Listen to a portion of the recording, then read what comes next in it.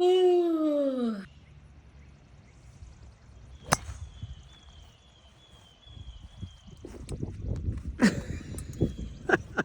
Don't worry, I'll just sit way over here, buddy.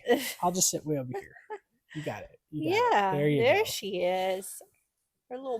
This little mustache. She looks great. She looks terrible. All right, welcome back to the Jay and Sierra Poker Show. Welcome back to the Felt With the with felt, the yeah. Jay and Sierra Poker Show. Trying to make that a thing. So last couple of weeks we've analyzed our play.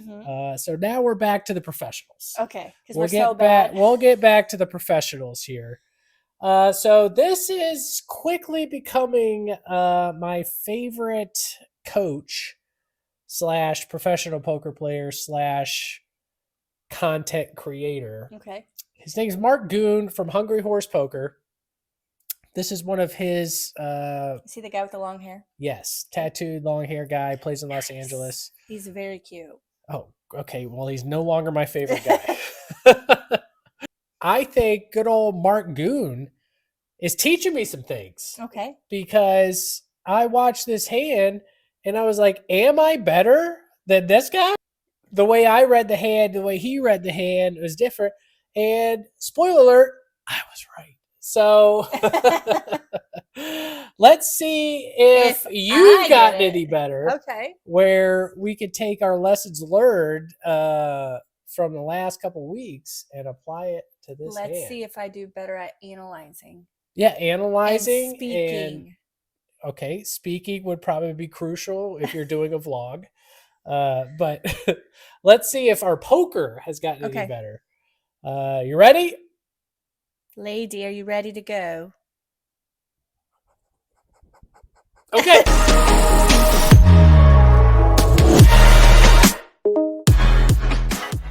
Here we are. We are back in Los Angeles, playing at the Commerce Casino, which is on our bucket list. Okay.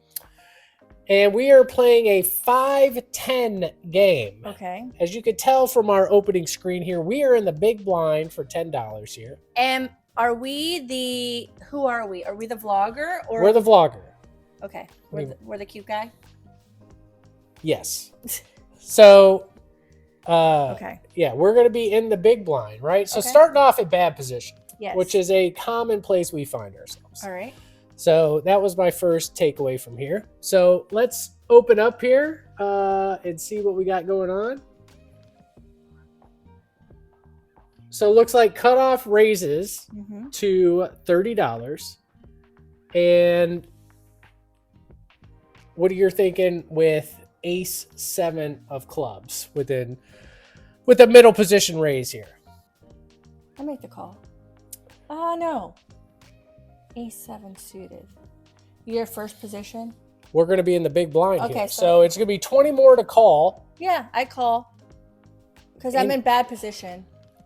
I just make the call. Well, those are two counterintuitive things. Because you're in bad position, there's a case to be made to 3-bet. Okay. Take the 3-bet fold strategy, right? Because you don't want to play this hand. Yeah. And let's just say, a flop comes and you hit a 7 or you hit an ace, right? Like now you're kind of in a bad spot. Okay. So case could be made to 3-bet this hand. So, but you're asking me what I would do, and I'm going to just make the call. Yeah. Okay. So calling, I would say 30% call, 70% 3-bet if you're going to play the hand. Okay. Or you could just fold and just not even mess with it, right?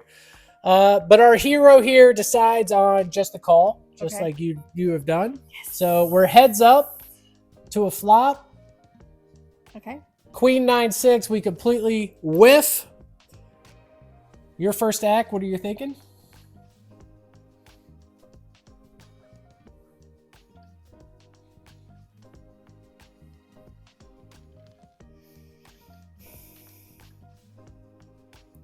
I laid out a small bet. Ooh, that's a different strategy. Why are you thinking that?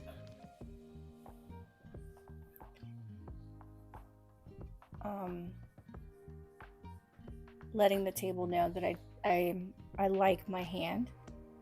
Okay. Okay, and I am showing strength. I'll tell you what, that would throw me off. If the big blind who initially just called, now it's called donk betting. Okay. Donk bets into me on this flop. That would throw me off no matter what. If I had aces, if I had a set of 9, whatever, it would throw me. I'm like, what does she have? So that's a strategy, you know, because that is an abnormal play. I think the conventional thinking here is you're checking everything, whether you have a set of queens, whether you have nothing. I think if like I have we a strong, super strong hand, I check it. Okay. But I have nothing. But because you have nothing, you're going to bet it. I'm going to bet it. Okay. How much would you bet in the $65 with your nothing? I would make it, again, with the bet sizing and stuff like that. We talked about this. Bet sizing. I would make it around like $40, $45. Okay. So a little over half pot yeah. bet. Okay.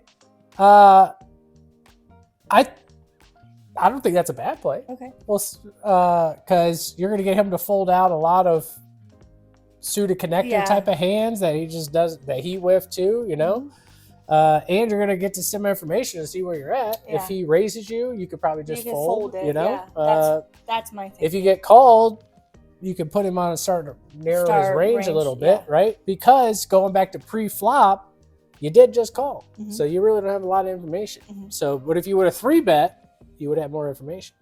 Okay, so interesting strategy so far. Our hero decides to check, though, which is the conventional approach, which I would do. So our villain checks back. All right, so check, check. And then we hit the ace of spades on the turn. Obviously good for us, and we now have a pair of aces. What's your thought now? Now, let's take your line that you took. You bet the flop. He calls. Okay? So now we do hit a pair. Now we have some showdown value. Now what are you thinking? Well, I'm going to continue to bet I think you have to. Yep. You know what?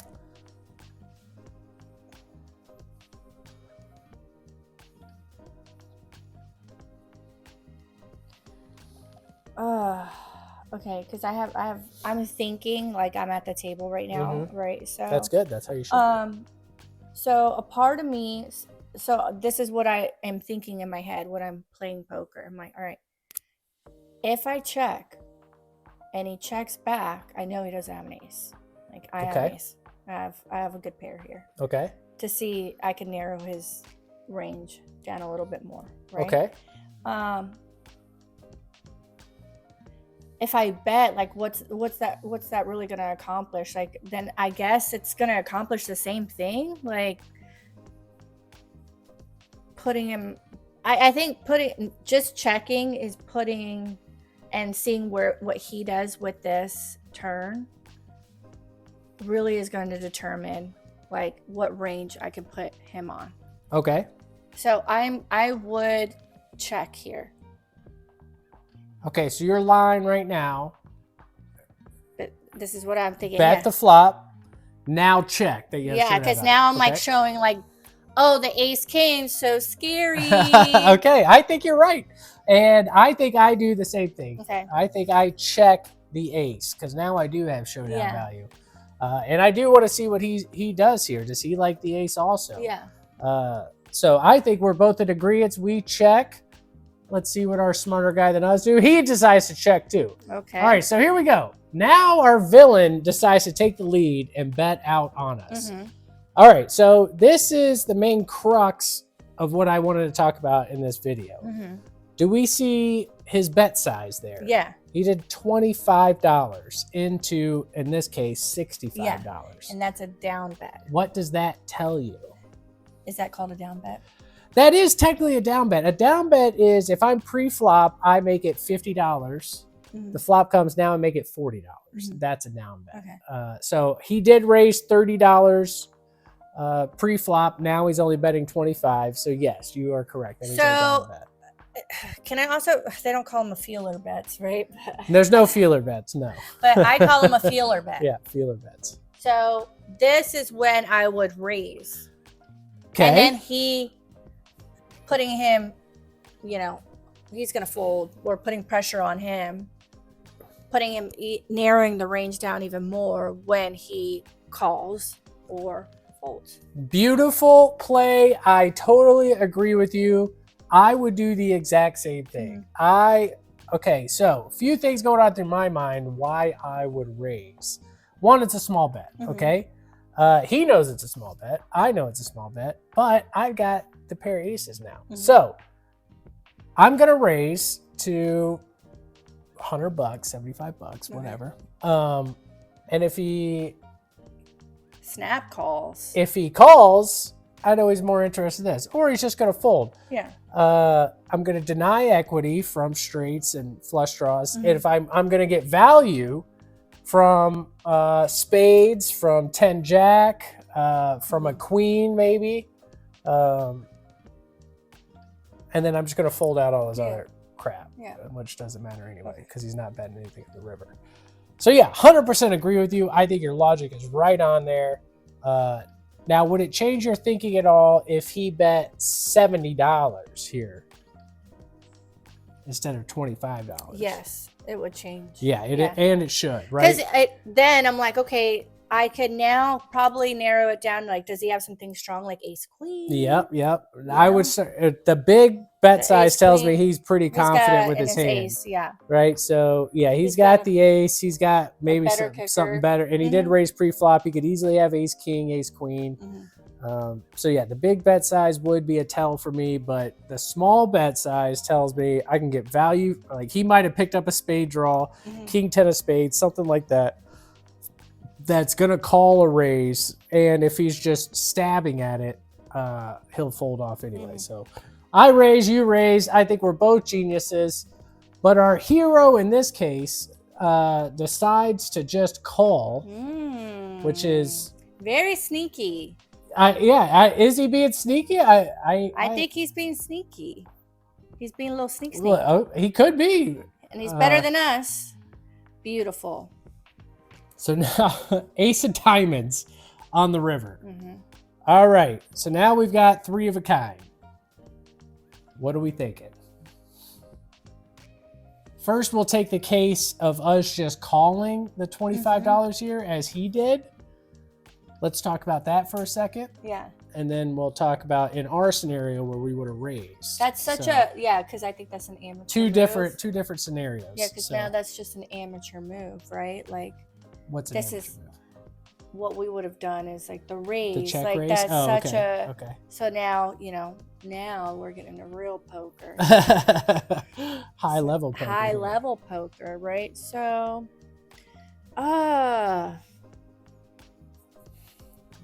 now I'm going to lead out to see what he does with his bet, because now if he shoves, then it's showing that he probably has like ace 9, ace queen. He's got a boat. I don't know. I think you're right. I lead out too. Really? You're agreeing with me? I'm totally agreeing with you, because he's going to check back any 9, 6 queen that he was betting.